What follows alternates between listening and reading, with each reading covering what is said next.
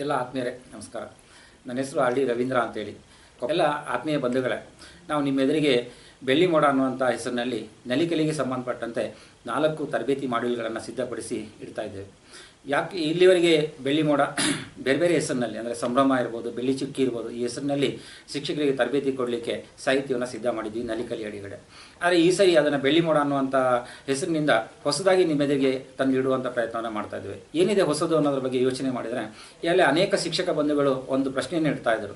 ನಾನು ತರಗತಿನಲ್ಲಿ 3 ಜನ ನಾವು ನಲಿಕಲಿಯನ್ನು ಹ್ಯಾಂಡಲ್ ಮಾಡ್ತಾ ಇದ್ದೀವಿ, ಆ 3 ಜನರಿಗೂ ನೀವು 3 ವಿಷಯಗಳನ್ನು ಕೊಡ್ತೀರಿ, ನಮಗೆ ಒಂದೊಂದು ವಿಷಯವನ್ನು ಕೊಟ್ಟರೆ ನಾವು ಆ ವಿಷಯದಲ್ಲಿ ತರೋ ಆಗ್ತೀವಿ, ಅದರ ಬಗ್ಗೆ ಹೆಚ್ಚಿನ ಜ್ಞಾನವನ್ನು ಪಡ್ಕೊಳ್ತೀವಿ, ಅದರಿಂದಾಗಿ ನಮಗೆ ತರಗತಿ ನಿರ್ವಹಣೆ ಮಾಡಲಿಕ್ಕೆ ತುಂಬ ಅನುಕೂಲ ಆಗ್ತದೆ ಅಂತೇಳಿ ಆ ಉದ್ದೇಶವನ್ನು ಇಟ್ಕೊಂಡು ಮಾನ್ಯ ಸರ್ಕಾರದ ಕಾರ್ಯದರ್ಶಿಗಳ ಆದೇಶದಂತೆ ಈ ಸರಿ ನಾವು ಮಾಡ್ಯೂಲ್ಗಳನ್ನು ಬೇರೆ ರೀತಿಯಲ್ಲಿ ನೋಡೋ ಪ್ರಯತ್ನವನ್ನು ಮಾಡಿದ್ದೀವಿ.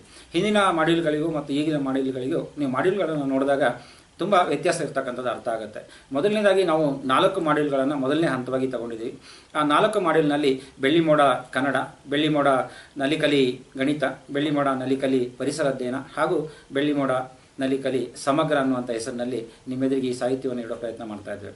ತಾವು ಮೊದಲು ಗಮನಿಸಬೇಕಾಗಿರ್ತಕ್ಕಂಥದ್ದು ಏನು ಅಂದರೆ, ಏನಿದೆ ಅನ್ನೋದನ್ನು ನಾವು ಅನೇಕ ಸಾರಿ ಹಂಚ್ಕೊಂಡಿದ್ದೀವಿ. ಆದರೆ ಏನಿದೆ ಅನ್ನೋದಕ್ಕಿಂತ ಅದು ಯಾಕಿದೆ, ತರಗತಿ ಪ್ರಕ್ರಿಯೆಯಲ್ಲಿ ಯಾಕೆ ನಾನು ಅಂಥ ಚಟುವಟಿಕೆಗಳನ್ನು ಅಳವಡಿಸ್ಕೊಳ್ಬೇಕು, ಮಗುವನ್ನು ಅರ್ಥ ಮಾಡ್ಕೊಳ್ತಕ್ಕಂಥದ್ದು ಹೇಗೆ, ಮಗುವಿನಲ್ಲಿ ಕಲಿಕೆಯನ್ನು ಮಾಡ್ತಕ್ಕಂಥದ್ದು ಹೇಗೆ, ಗುಣಾತ್ಮಕವಾಗಿರ್ತಕ್ಕಂಥ ಕಲಿಕೆಯನ್ನು ತರಲಿಕ್ಕೆ ನಾನು ತರಗತಿ ಪ್ರಕ್ರಿಯೆಯಲ್ಲಿ ಏನೆಲ್ಲ ಕ್ರಮವನ್ನು ಅನುಸರಿಸಬೇಕು ಅನ್ನೋದಕ್ಕೆ ಹೆಚ್ಚಿನ ಒತ್ತನ್ನು ಕೊಡುವಂಥ ಪ್ರಯತ್ನ ಮಾಡಿದ್ದೀವಿ.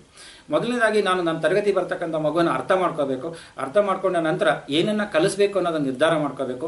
ಆ ಏನನ್ನು ಕಲಿಸ್ಬೇಕು ಅನ್ನೋದನ್ನು ಹೇಗೆ ಕಲಿಸ್ಬೇಕು ಅನ್ನೋದು ಭಾಳ ಮುಖ್ಯ ಆಗುತ್ತೆ. ಹಾಗಾಗಿ ಆ ಹೇಗೆ ಅನ್ನುವಂಥ ಪ್ರಶ್ನೆ ಏನಿದೆ ಅದಕ್ಕೆ ಹೆಚ್ಚು ಒತ್ತನ್ನು ಕೊಟ್ಟು ತರಗತಿ ಪ್ರಕ್ರಿಯೆಯಲ್ಲಿ ನಡೆಸ್ತಕ್ಕಂಥ ಎಲ್ಲ ಚಟುವಟಿಕೆಗಳ ಬಗ್ಗೆ ವಿವರಣೆಯನ್ನು ಕೊಡುವ ಪ್ರಯತ್ನವನ್ನು 4 ಮಾಡ್ಯೂಲ್ನಲ್ಲಿ ಮಾಡಿದ್ದೀವಿ. ನೀವು ಆ 4 ಮಾಡ್ಯೂಲ್ನಲ್ಲಿ ಕನಿಷ್ಠ 1 ಮಾಡ್ಯೂಲನ್ನು ನೀವು ತಗೊಂಡು ತರಬೇತಿಯನ್ನು ಪಡ್ಕೊಂಡಿದ್ದೆ ಆದರೆ ಮುಂದಿನ ದಿನಗಳಲ್ಲಿ ಅದು ನಲಿಕಲಿಯನ್ನು ನೀವು ಹ್ಯಾಂಡಲ್ ಮಾಡದೇ ಇರಿ.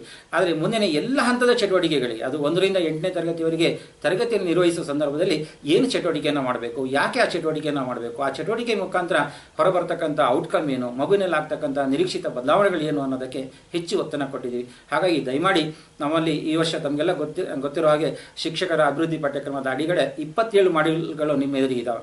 ಅದರಲ್ಲಿ 4 ಮಾಡ್ಯೂಲು ನಲಿಕಲಿಗೆ ಸಂಬಂಧಪಟ್ಟಾಗಿದೆ. ಆ ನಲಿಕಲಿಗೆ ಸಂಬಂಧಪಟ್ಟಿರ್ತಕ್ಕಂಥ ಮಾಡ್ಯೂಲ್ನಲ್ಲಿ ಕನಿಷ್ಠ 1 ಮಾಡ್ಯೂಲನ್ನಾದರೂ ನೀವು ಈ ವರ್ಷ ತಗೊಂಡು ಹಂತವಾಗಿ ಎಲ್ಲ ಮಾಡ್ಯೂಲ್ಗಳನ್ನು ತಗೊಂಡ್ರೆ ಖಂಡಿತವಾಗಿ ತರಗತಿ ಶಿಕ್ಷಕನಾಗಿ ನನಗೊಂದು ಆತ್ಮವಿಶ್ವಾಸ ಮೂಡ್ತದೆ, ಮಕ್ಕಳಿಗೆ ಹೇಗೆ ಗುಣಾತ್ಮಕವಾಗಿರ್ತಕ್ಕಂಥ ಶಿಕ್ಷಣವನ್ನು ಕೊಡಬೇಕು ಅನ್ನೋಕ್ಕೆ ಸಂಬಂಧಪಟ್ಟಾಗೆ. ಹಾಗಾಗಿ ತಾವುಗಳು ಖಂಡಿತವಾಗಿ ನಮ್ಮ ಮಾಡ್ಯೂಲ್ಗಳನ್ನು ಆಯ್ಕೆ ಮಾಡಿಕೊಂಡು ತರಬೇತಿಯನ್ನು ಪಡಿತೀರಿ ಅನ್ನುವಂಥ ನಿರೀಕ್ಷೆಯನ್ನು ಇಟ್ಕೊಂಡಿದ್ದೀವಿ. ಧನ್ಯವಾದಗಳು.